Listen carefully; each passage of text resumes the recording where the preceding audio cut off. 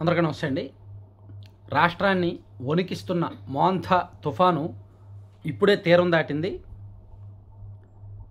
అంతర్వేది పాలెం సమీపంలో తీరాన్ని తాకింది. పూర్తిగా తీరం దాటడానికి 3 నుంచి 4 గంటల సమయం పడుతుంది అంటున్నారు. ఈ 3 నుంచి 4 గంటల సమయం కూడా వర్షాలు దంచి కొడతాయి. ఇక్కడ ఈ తుఫాను అంటే మనకి వర్షాకాలం సీజనే యాక్చువల్లీ జూన్ జూలై నుంచి కూడా వర్షాల్లో ఒక బ్యాలెన్స్ లేదు. పడితే విపరీతంగా కురవడం లేదా అసలు కురవకపోవడం, ఒకే రోజు మధ్యాహ్నం 3 వరకు ఎండ కాసి 3 నుంచి వర్షాలు దంచుకోవడం, అలాగే ఒకే ఊర్లో ఒక వీధిలో వర్షం పడి మరో వీధిలో వర్షం పడకపోవడం, ఇలా విచిత్రమైన పరిస్థితి ఉంది కదా ఈ మాన్సూన్ సీజన్ అంతా. ఈ తుఫాను కూడా ఎంత విచిత్రమైన పరిస్థితి అంటే, తీరం తాకిందేమో అంతర్వేదిపాలెం దగ్గర, అంటే కోనసీమ పశ్చిమ గోదావరి ఆ జిల్లాల సరిహద్దుల్లో, కానీ విపరీతంగా వర్షాలు కురుస్తున్నదేమో నెల్లూరు జిల్లా, నెల్లూరు, ప్రకాశం, బాపట్ల జిల్లాల్లో. అంటే రాష్ట్రం అంతా వర్షాలు కురుస్తున్నాయి. యాక్చువల్లీ విశాఖపట్నము, విజయనగరము, శ్రీకాకుళం మొదలుకొని ఉభయ గోదావరి జిల్లాలు, కృష్ణా, గుంటూరు జిల్లాలు అంతా, నెల్లూరు, ప్రకాశం అన్ని జిల్లాల్లో వర్షం కురుస్తోంది తుఫాను ప్రభావంతో. కానీ ఈరోజు గడిచిన 24 గంటల్లో అత్యధిక వర్షపాతం నమోదైంది కావలి, నెల్లూరు, సింగరాయకొండ, ఉలవపాడు, కందుకూరు కాన్స్టిట్యున్సీలోని ఉలవపాడు దాదాపుగా 200 మిల్లీమీటర్ల వర్షపాతం నమోదైంది ఈ ప్రాంతాల్లో. సింగరాయకొండలో కూడా దాదాపుగా 170 మిల్లీమీటర్ల వర్షపాతం నమోదైంది. అంటే ఈవెన్ ఇంకో 12-13 గంటలు ఈ ప్రాంతంలో బాపట్ల జిల్లా, ప్రకాశం జిల్లా, నెల్లూరు జిల్లా, ఈ 3 ప్రాంతాల్లో విపరీతమైన వర్షాలు ఉంటాయి. హయ్యెస్ట్ రైన్ఫాల్ ఈ ప్రాంతంలోనే ఉంటుంది. కానీ తుఫాను తీరాన్ని తాకిందేమో అంతర్వేదిపాలెంలో, ఇక్కడ కూడా వర్షాలు ఉంటాయి. ఈ ప్రాంతంలో వర్షాలు ఉంటాయి, ఈదురుగాలులు ఎక్కువగా ఉంటాయి. ఇక్కడ ఈదురుగాలులతో కూడిన వర్షాలు ఉంటాయి. ఆ గాలులు గంటకు 90 కిలోమీటర్ల నుంచి 130 కిలోమీటర్ల వేగంతో గాలులు వేస్తాయి.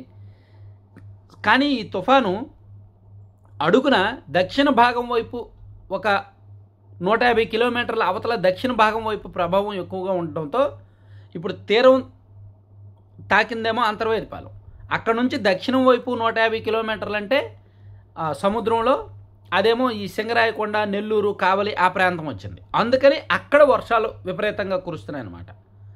సో యాక్చువల్లీ మనకి నిన్న మధ్యాహ్నం నుంచి, అంటే 27వ తేదీ మధ్యాహ్నం నుంచి వైజాగ్లో వర్షాలు కురిశాయి. ఈవెన్ ఈరోజు కూడా వైజాగ్లో నాన్ స్టాప్గా వర్షాలు దంచుకొట్టాయి. ఆల్రెడీ చాలా ప్రాంతాలు, లోతట్టు ప్రాంతాలు జలమయమయ్యాయి.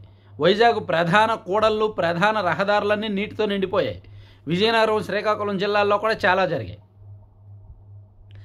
అలాగే తీరాన్ని తాకుతున్న అండ్ తుఫాను ప్రభావం, ఈదురుగాలుల ప్రభావం ఎక్కువగా ఉన్న కోనసీమ, కాకినాడ అండ్ మచిలీపట్నం ప్రాంతాల్లో మధ్యాహ్నం నుంచి కూడా ఈదురుగాలులు ఉన్నాయి. ఆల్రెడీ కోనసీమ, మచిలీపట్నం, కాకినాడ ఈ జిల్లాల్లో చాలా చోట్ల చెట్లు పడిపోయాయి. దాదాపుగా 70 ప్రాంతాల్లో చెట్లు పడిపోయినట్టుగా ప్రభుత్వం గుర్తించింది. ఇక్కడ మనం ప్రభుత్వ చర్యలను కూడా అప్రిషియేట్ చేయాలి. నిన్న మధ్యాహ్నం నుంచి కూడా పవన్ కళ్యాణ్ గారు, చంద్రబాబు గారు, నారా లోకేష్ గారు ముగ్గురు కూడా ఈ తుఫాను మీద రివ్యూలతోనే ఉన్నారు. అండ్ ఈరోజు నైట్ మొత్తం ఫుల్ నైట్ అసలు మెలకుగానే ఉంటారంట, పడుకోరంట. ఇందాక లోకేష్ గారు చెప్పారు, ఈరోజు నైట్ అంతా మేము మెలకుగానే ఉంటాము, ప్రతి గంటకు ఒకసారి కూడా పరిస్థితి లైవ్ అప్డేట్స్ తెలుసుకుంటాము, రివ్యూ చేస్తాము. ఎక్కడ చెట్టు పడిపోయినా సరే 10 నిమిషాల్లో ఆ చెట్టును తొలగించేలాగా రాష్ట్ర వ్యాప్తంగా 4000 వుడ్ కటింగ్ టీం రెడీ చేశారు. అంటే వుడ్ కటింగ్ టీంను రెడీ చేశారు. అలాగే రాష్ట్ర వ్యాప్తంగా 11 SDRF, 12 NDRF బృందాలను రెడీ చేశారు. అవసరమైతే ఆర్మీని దించుతాము అని కూడా చెప్పారు అవసరం ఉన్న చోట. అలాగే 1348 గ్రామాల్లో పునరావాసానికి తరలించారు. తీర ప్రాంతాల్లో ఉన్న గ్రామాలు ఉన్నాయి కదా 1348, వాటిని మరో ప్రాంతాలకు తరలించారు. దాదాపుగా 40 లక్షల మంది ప్రత్యక్షంగా, పరోక్షంగా ఈ తుఫాను బారిన పడతారు, తుఫాను ప్రభావంతో నష్టపోతారని అంచనా వేశారు. 40 లక్షల మంది మీద ఈ తుఫాను ప్రభావం ఉండబోతుందని అంచనా వేశారు.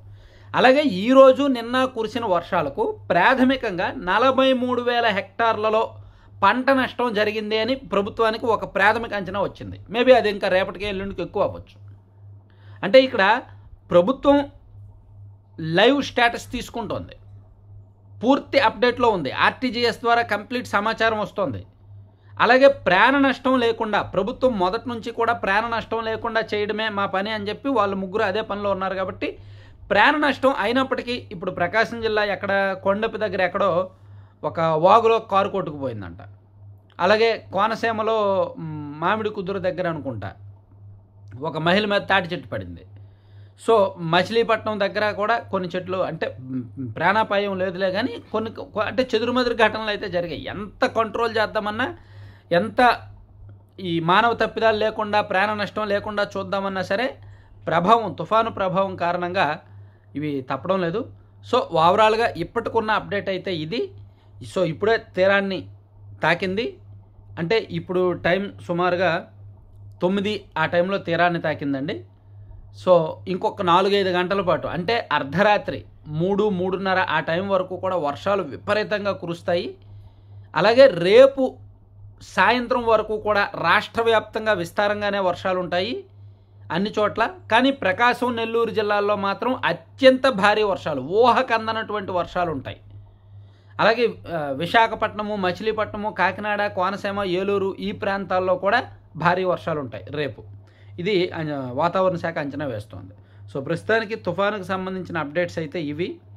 సో చివరి వరకు చూసిన వాళ్ళందరికీ కూడా ధన్యవాదాలు. Thank you.